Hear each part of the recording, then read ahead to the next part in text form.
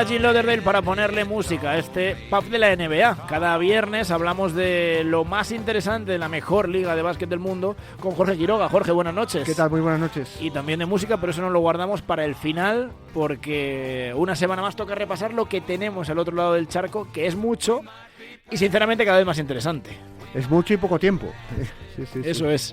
¿La vida sigue igual o sigue parecida, digamos, en cuanto a resultados en la NBA? Bueno, a ver, en una semana es muy difícil que cambien las cosas. Se juegan muchos partidos, pero es difícil. Hombre, no sigue igual porque no sé si la semana pasada llegamos a hablar, yo creo que sí, de la lesión de LeBron. Sí.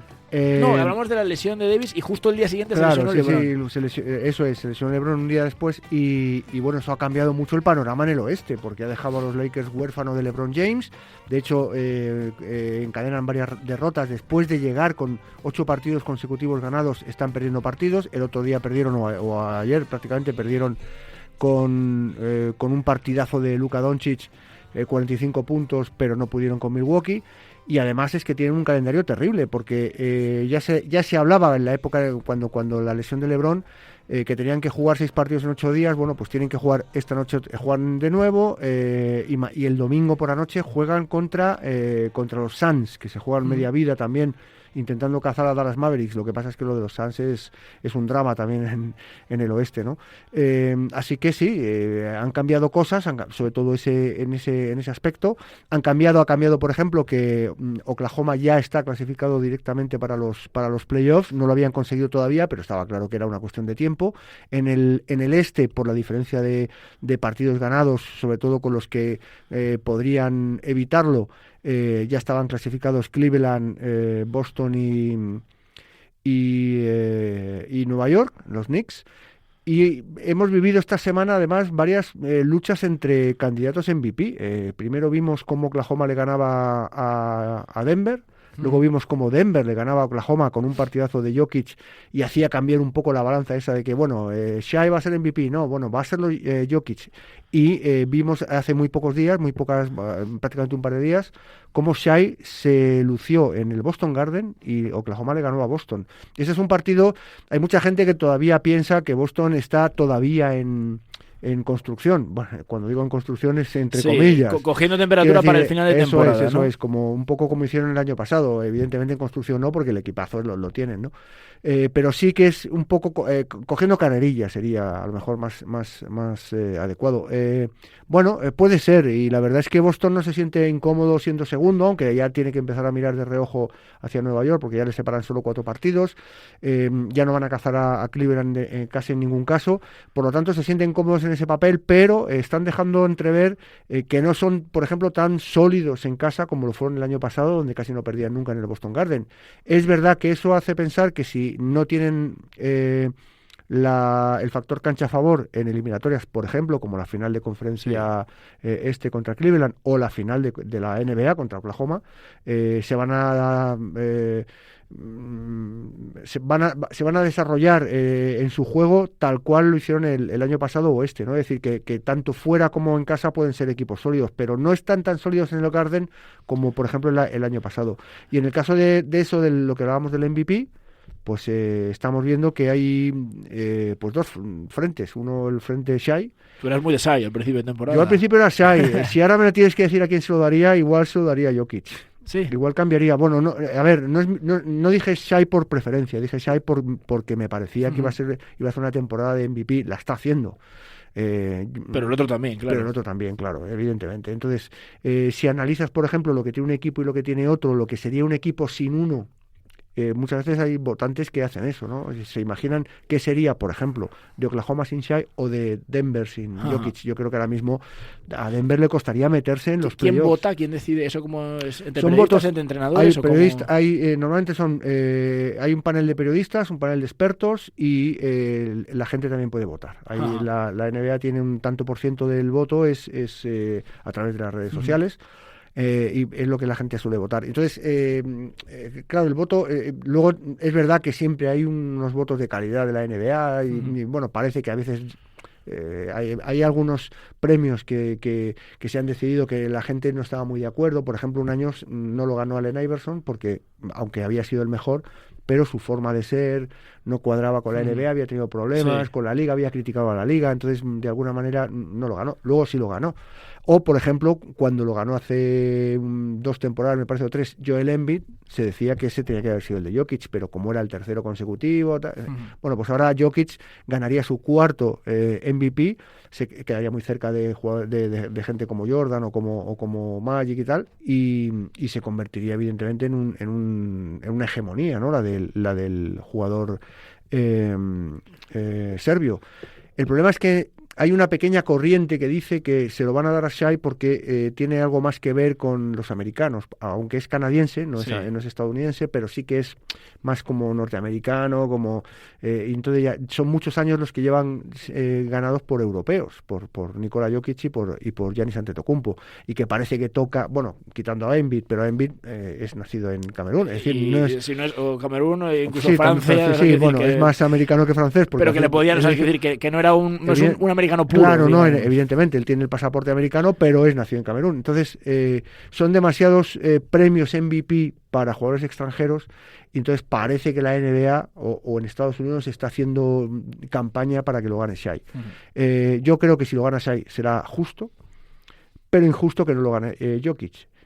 Y viceversa. Y si lo gana otro, Jokic, claro, es justo que lo gane Jokic, pero injusto que lo gane Shai. ¿Se lo pueden dar a exaequo? Bueno, puede ocurrir. Ha pasado alguna vez, pasó. Uno de ellos es Jerry West. El otro no me acuerdo del nombre, pero lo puedes mirar. Hubo un MVP, creo que un MVP que se compartió. Se compartió según en un All-Star. Lo compartieron además 2 compañeros, Karl Malone y John Stockton. Creo que se ha compartido el All-Star de las finales también, y creo recordar que el de la temporada regular, a lo mejor me falla la memoria y no es así, pero y es el de las finales. Un ojo, claro, igual es el de en las finales. Westbrook, por ejemplo, el último americano en ganarlo, estadounidense, perdón, sería Harden en 2017-2018, lo ganó Westbrook antes, Curry. Estoy echando un vistazo así cronológicamente hacia atrás, a ver si no sé si me dejaré alguno. Pero bueno, puede ocurrir, o sea, quiero decir que no es descabellado pensar que con la temporada que están haciendo los dos, pues al final se decida que puede haber empate. El caso es que las votaciones hacen que sea difícil, porque tú cuando tienes que votar en el primer equipo, en el segundo equipo, en el tercer equipo, qué jugadores metes, y ahí se van contando las votaciones. Es verdad que si todo el mundo mete en el primer equipo a Shai y a Nikola Jokic, puede acabar habiendo un empate. El que más tiene es Karim Abdul-Jabbar con 6, y luego lo que tú decías, si Jokic consigue el 4 ya te pones a la altura de LeBron, te acercas a Jordan, ya es pues entrar en la élite, la creme de la creme. Hombre, a ver, Jokic está en la élite. Porque... Sí, no, pero me refiero que a nivel histórico, ostras. Sí. A nivel de títulos depende personales. un poco la competencia de tus coetáneos. Es decir, claro, hay épocas a lo mejor en las que jugadores, no sé, Magic y Jordan coincidieron un tiempo. Si coincido bueno, ahí coincidía la River también. Claro, que también coincido con grandísimos jugadores, es más complicado. Karim Abdul-Jabbar también los ganaba, claro. Entonces, luego todo va dependiendo. Sí, lo que pasa es que, bueno, en el caso de Jokic es verdad que ha coincidido con Giannis Antetokounmpo, ha coincidido con Joel Embiid, ha coincidido en este caso con Shai, con Jason Tatum, digamos que es el final de LeBron y el final de Curry, ¿no? Que hace unos años estaban a mejor nivel, o Durant. Lo que pasa es que LeBron, por ejemplo, para que te hagas una idea, y lo comentábamos también, no sé si la semana pasada, estaba en números que le dieron el MVP en su momento, y en ese momento mantenía segundo a los Lakers. Hay por ahí alguien que llegó a pensar, bueno, ¿por qué no podría ser LeBron MVP? Estoy viendo que LeBron lleva sin ganarlo desde la 2012-2013, hace muchos años. Yo pensaba que había sido más reciente. Sí. La verdad es que si te pones a pensar los MVP que ha podido ganar LeBron, dices, bueno, a lo mejor podría haber ganado 10, pero no los ha ganado, evidentemente. De hecho, incluso es difícil ganar el de las propias MVP de las finales, que muchas veces es un jugador el que decide, porque cuando, por ejemplo, jugaron los Warriors, los famosos Warriors con Kevin Durant y Kevin Durant ganó 2, pero Curry, por ejemplo, hubo un año que lo ganó Iguodala, que hace poco le han retirado la camiseta y lo ganó él.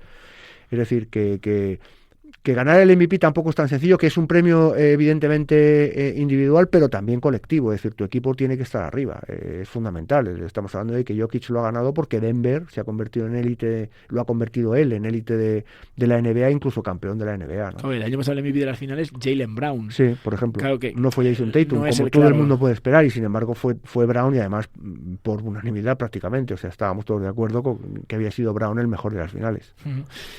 Habrá que ver cómo se desarrolla de momento. Sí, está bien la carrera, porque es verdad que otros años hay más competencia con más jugadores. Este año está muy claro que va a ser Shai. Y sobre todo a mí me gusta que son jugadores que hacen equipos ganadores. Porque, por ejemplo, hubo muchas críticas en la época de Westbrook de yo engordo mis estadísticas. Sí, claro, si tú miras mis números, soy un jugador tremendamente bueno, con unos números de escándalo, pero luego eso trasládalo a la pista, y claro, que eso tiene que incidir en un equipo ganador, en un equipo que esté arriba. Es complicado que te den el MVP por muy buena temporada que hagas si tu equipo como mínimo no tiene, pues no sé, 10, 12, 15 victorias más que derrotas, está arriba. Y top 3 por lo menos de tu conferencia. Sí, una cosa así. Es complicado. Está de momento en la conferencia primero Cleveland, segundo Boston, tercero New York Knicks, y es verdad que los Lakers han caído a la cuarta plaza de la oeste, por detrás de Oklahoma, de Memphis y de Denver Nuggets.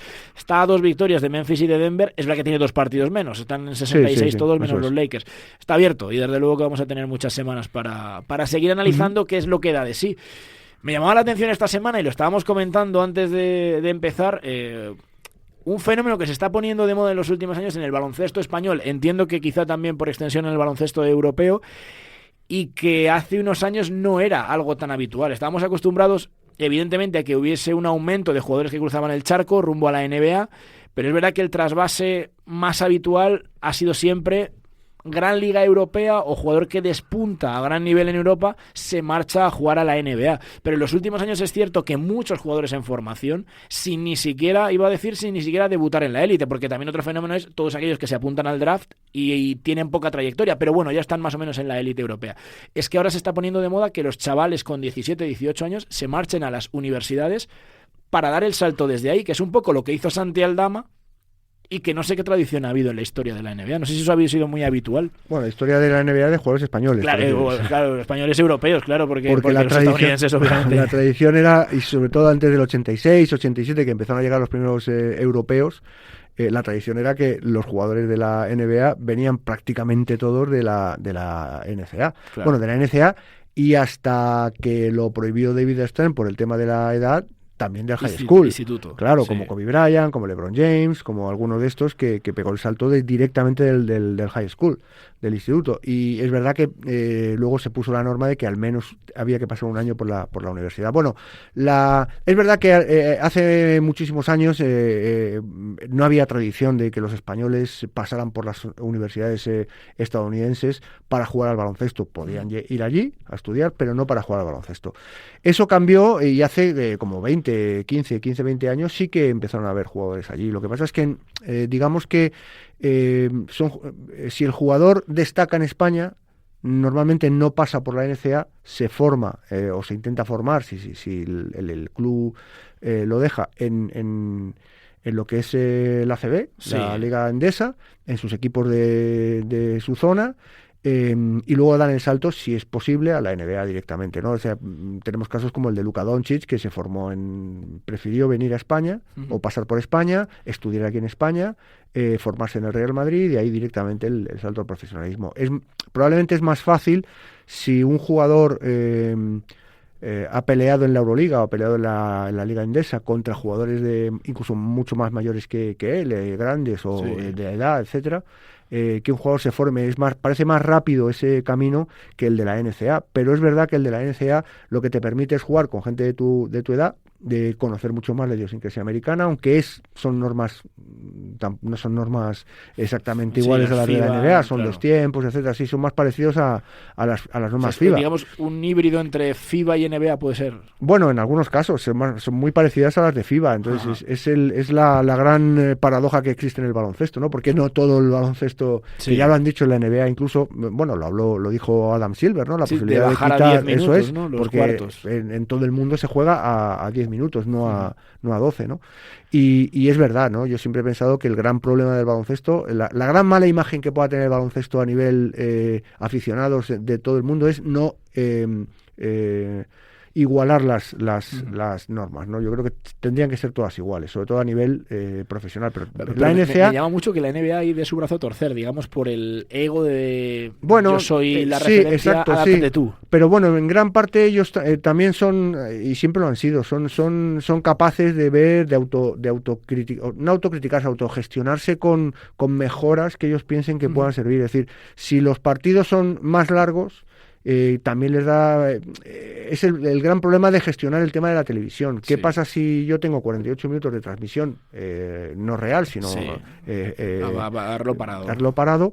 Si le quito 2, 4, 6, 8 minutos de juego, que son muchos minutos, meto menos publicidad. Entonces, claro, ese es el problema de gestionar eso ahora mismo, ¿no? No tanto que le quitas el... Bueno, ¿y qué pasa con los récords? Que también lo dijo Adam Silver. Sí. Hay récords que son a 48 minutos. Todos los récords son a 48 minutos de la NBA.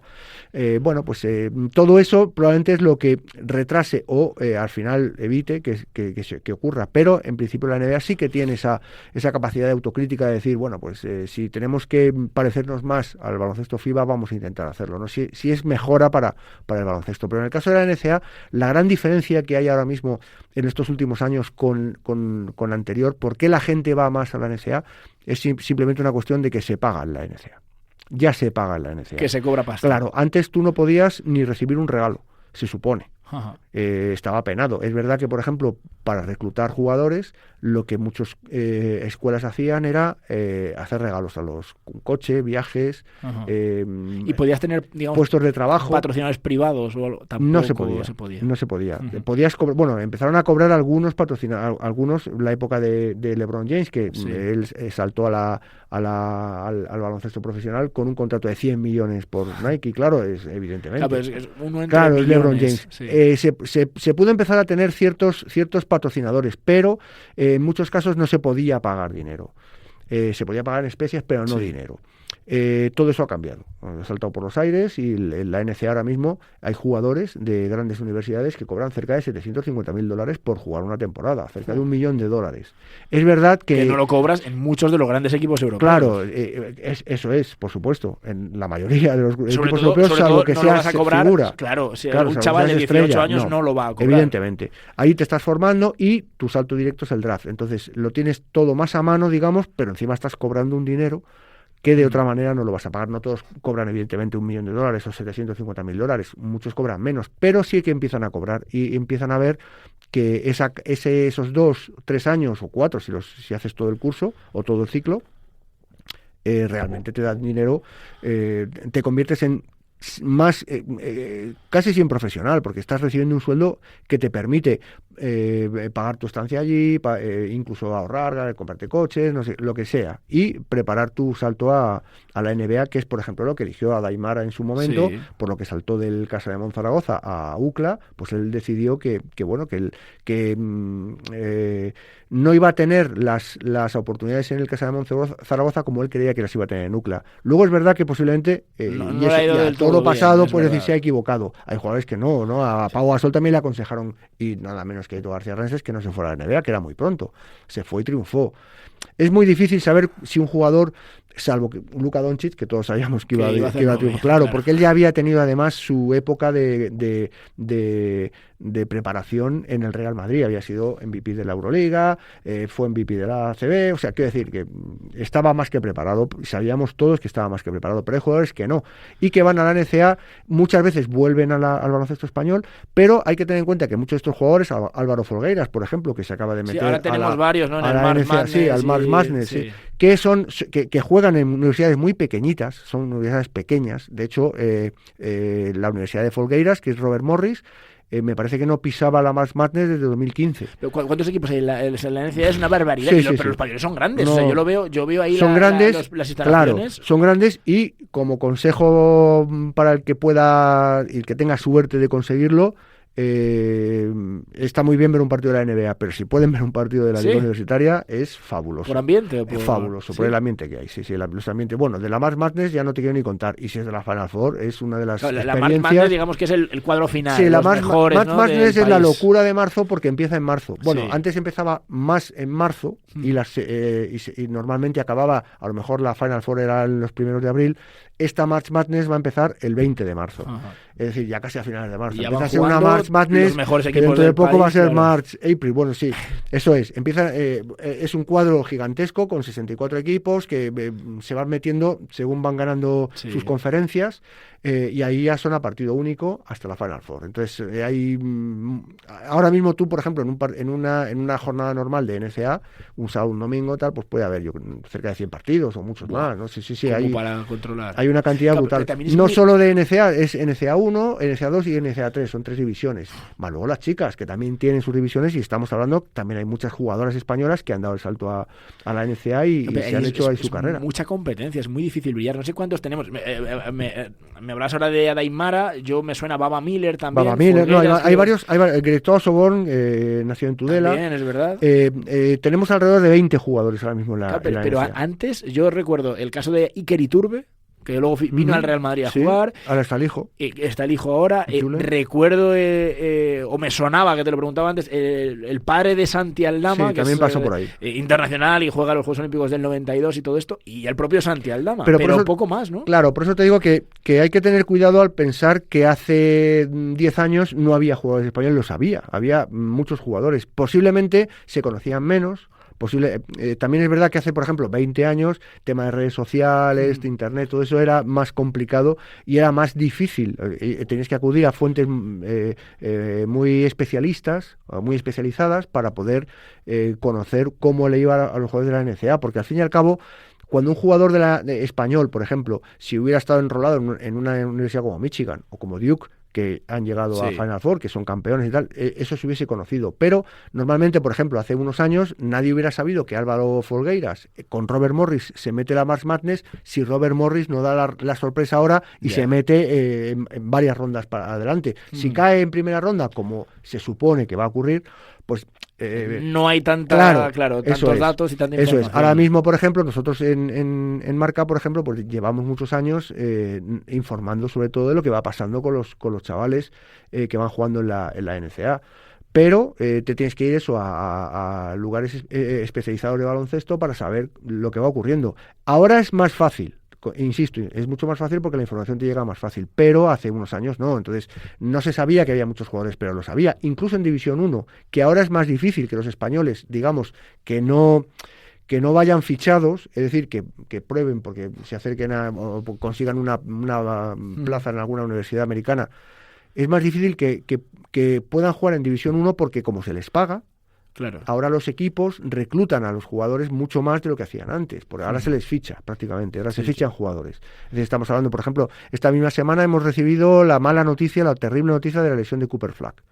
El chaval que tú dices que va a ser... El chaval que va a ser número 1 del draft, que es el equipo por el que... Además, hay una situación paradójica, y es que muchos equipos, desde hace ya bastantes fechas, están haciendo el famoso tanking, que es perder para intentar elegirlo. Eso, ¿no? Es, que vuelvo a explicar qué es perder partidos adrede para tener un mal récord y tener más posibilidades luego en la lotería del draft. Hay equipos que van a...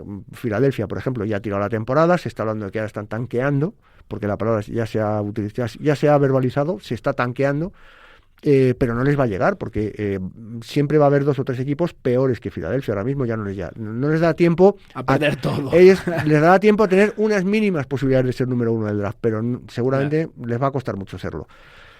Bueno, pues se plantea la posibilidad, ya ha surgido alguna rumorología en la NBA, en la NCAA, de la posibilidad de que Cooper Flack decida seguir un año más.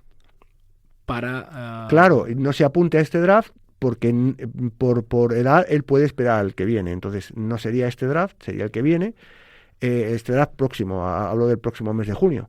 Y entonces todos los equipos que han tanqueado para coger a Cooper Flack, ahora que me como. Claro, ahora me tengo que coger a otro. Que habrá otro chaval bueno, pero no es Cooper Flack. No es un jugador que tú pienses, como puede ocurrir con Víctor Wembanyama, como ocurrió en su día con LeBron James o con algún jugador, que tú puedas pensar, me cambia la franquicia de inmediato.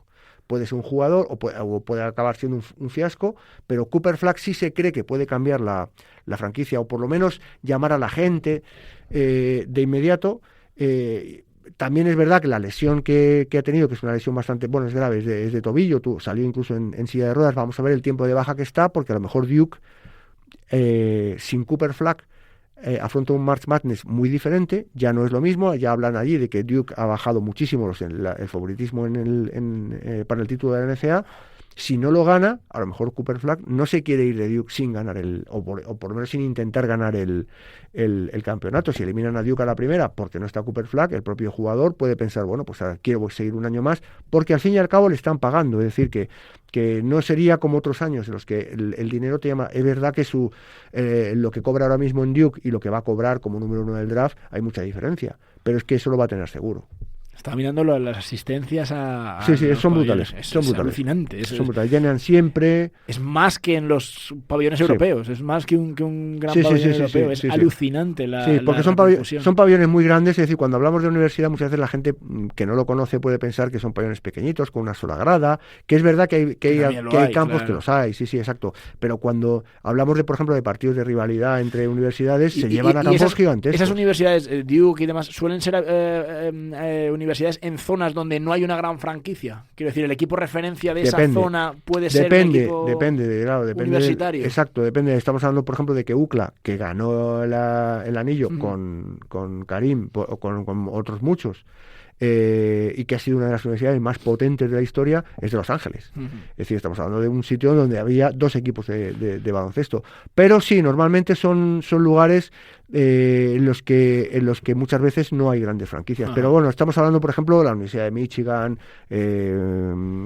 Jordan estuvo en Carolina. ¿Dónde estuvo? Carolina del Norte. Carolina del Norte, ¿no? Los Tar Heels, sí, Carolina del Norte. Es decir, Carolina del Norte, bueno, pues tiene a Charlotte, que tiene una franquicia, pero probablemente esté más arraigado Carolina del Norte como universidad allí, y luego ya si hablamos de fútbol americano no te quiero ni contar, eso ya es otro nivel. El tema del fútbol americano y la rivalidad entre universidades, jugando en campos de 70.000 personas, es que me parece gigantesco. 70.000 personas para ver un partido universitario, de NFL, o sea, de NFL quiero decir, de fútbol americano, de NFL no, evidentemente, de NCAA. Estamos hablando de siglas muy, muy potentes. La NCAA, la NCAA, que es NCAA, estamos hablando de siglas muy potentes.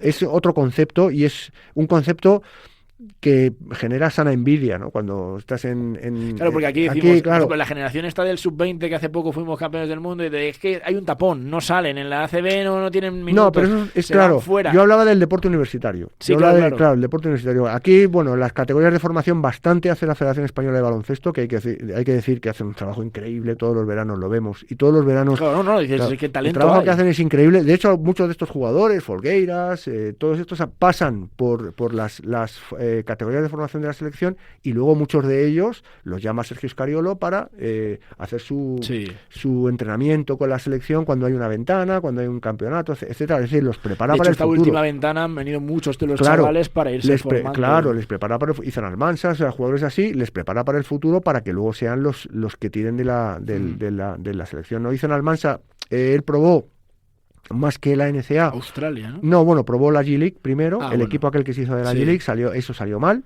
y ahora está en Australia. Y es que luego también está la Liga de Desarrollo, la G-League, hay muchas ligas de... Sí, lo que pasa es que la Liga de Desarrollo generalmente se concibió como una liga para tener jugadores como de reserva, pero jugadores preparados para poder jugar en la NBA. Es decir, de hecho, se les hace contrato dual. Es decir, tú puedes jugar tanto en la NCAA, o sea, en la G-League como en la NBA. El Jeremy Lin, el chaval aquel que brilló y que salió de allí, no sé qué habrá sido de él. Nada, sí. Pero que brilla, acabó en ligas asiáticas, acabó jugando en China. Salen un día y triunfan y luego... Bueno, fue una historia tremenda. Fue una historia tremenda la de Jeremy Lin en los Knicks, pero acabó luego en ligas asiáticas, en China, tal.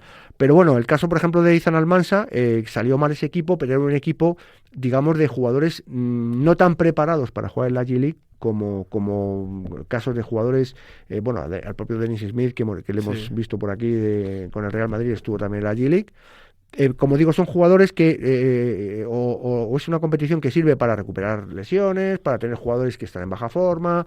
Usman Garuba jugó bastante tiempo en la G-League porque no tenía sitio en los Warriors y por lo tanto jugaba en la G-League. En la G-League destacaba, pero bueno, pues ahí si consigues buenos números, igual atraes la atención del entrenador de turno que te sube al equipo y te hace jugar en la NBA, ¿no?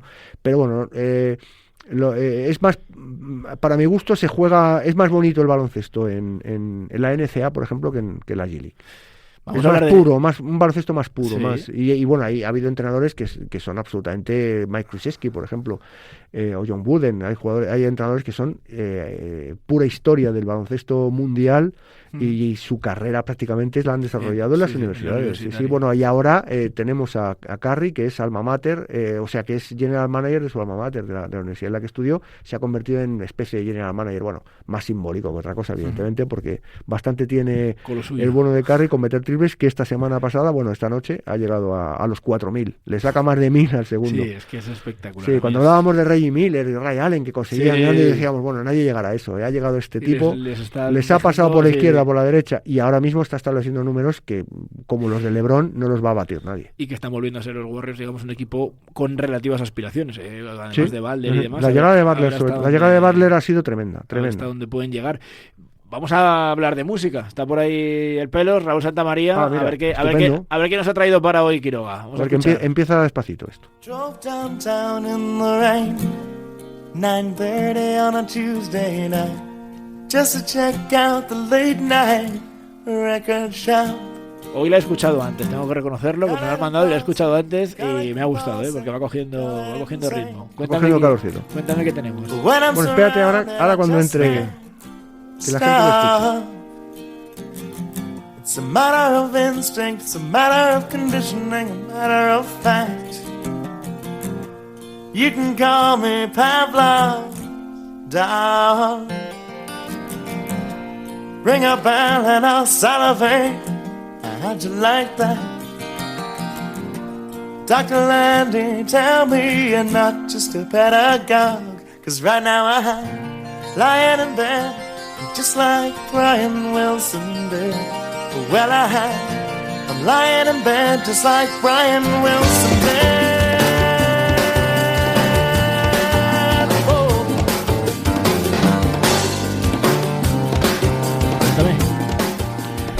Bueno, este tema se llama Brian Wilson. Está inspirado y dedicado a Brian Wilson, el gran cantante de los Beach Boys. El grupo es Barenaked Ladies, que es un nombre peligroso en Estados Unidos porque significa mujeres desnudas. Y eso les ha traído bastantes problemas allí. Pero aún así consiguieron vender muchos discos, sobre todo al principio de los 90, que es cuando es esta canción. Ellos son canadienses, son de Toronto. Para mí es una de las mejores bandas que han existido de rock alternativo en Canadá.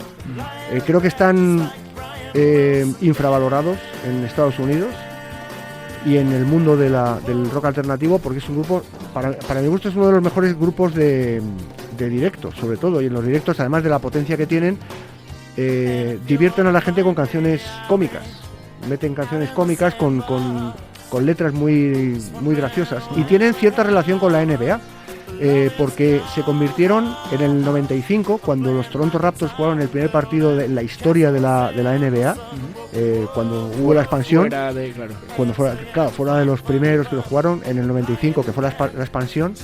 Ellos cantaron el himno de O Canadá, el famoso O Canadá, antes del partido. También cantaron el himno en el All-Star de 2018, el de Canadá.